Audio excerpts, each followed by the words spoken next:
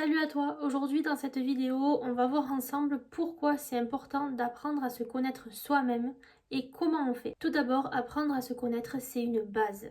C'est une base qui te permet de rester aligné et stable. Quand tu ne te connais pas bien, quand tu ne te connais pas suffisamment, tu peux parfois être mené à vivre une vie qui ne te correspond pas, à suivre des objectifs qui t'enthousiasment pas tant que ça. Et avec le temps, malheureusement, ça peut te créer de la frustration, de la fatigue mentale et même un sentiment de vide. Pour apprendre à te connaître, il faut déjà commencer par voir comment tu fonctionnes. C'est-à-dire qu'il ne faut pas te mentir, il ne faut pas te voiler la face. Il faut que tu saches vraiment comment tu fonctionnes. Pas comment tu voudrais fonctionner, pas comment tu dois fonctionner, pas comment tu dois réagir, vraiment ce que tu es à ce jour. Maintenant, je vais te conseiller de prendre de quoi noter juste pour répondre à ces 4 questions que je vais te poser. Bien sûr, tu n'es pas obligé d'y répondre tout de suite, tu peux prendre le temps d'y répondre.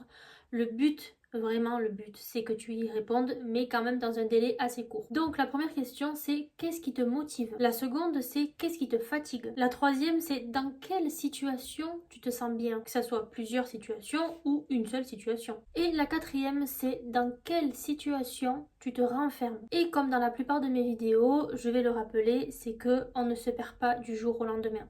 On se perd souvent parce qu'on s'est trop adapté à des situations qui ne nous correspondaient pas. On a fait passer les autres en priorité avant nous-mêmes.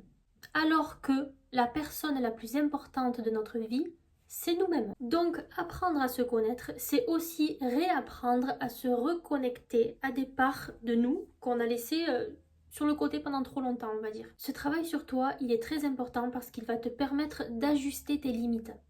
Et si tu en as pas, d'en mettre. Alors, comment on fait pour apprendre à se connaître? Tout d'abord, on s'écoute. Et on s'écoute pas seulement quand ça va mal. On s'écoute tout le temps. Quand ça va bien, quand ça va moyen et quand ça va mal. Ça veut dire quoi, s'écouter? S'écouter, c'est observer ses réactions, faire attention aux émotions qu'on ressent et à nos envies. Parce que tout ça, ça nous donne beaucoup d'informations. Ensuite, il va falloir te poser des questions qui sont simples mais qui sont très honnêtes. Alors, la première que je te conseille, c'est qu'est-ce que tu aimes faire quand tu es seul? Quand il y a vraiment absolument personne autour de toi. La seconde, c'est qu'est-ce qui te met mal à l'aise et pourquoi ça te met mal à l'aise. Et la troisième, c'est qu'est-ce que tu tolères encore, qu'est-ce que tu acceptes alors que ça te convient plus. Donc tu réponds à ces questions ainsi qu'à toutes les autres que tu souhaites te poser, auxquelles tu penses ou quoi que ce soit. D'ailleurs, tu peux en écrire en commentaire, ça peut peut-être aider quelqu'un d'autre.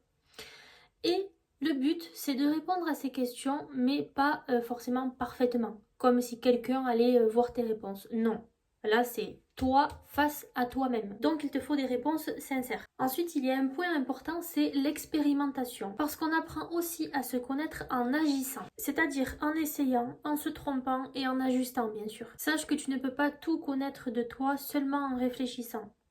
Il y a certaines choses qu'il va falloir poser, qu'il va falloir écrire.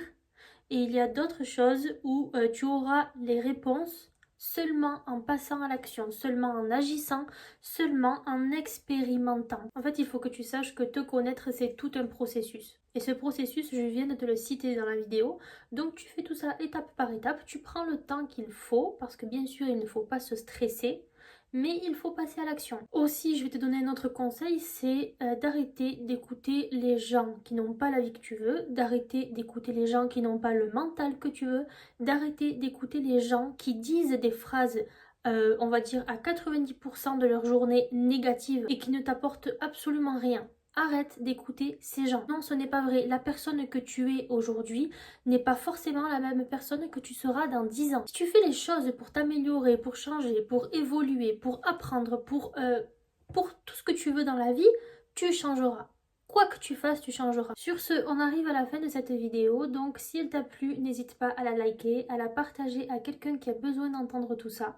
Et n'hésite pas à t'abonner si ce n'est pas déjà fait. Je te dis à très vite pour une prochaine vidéo.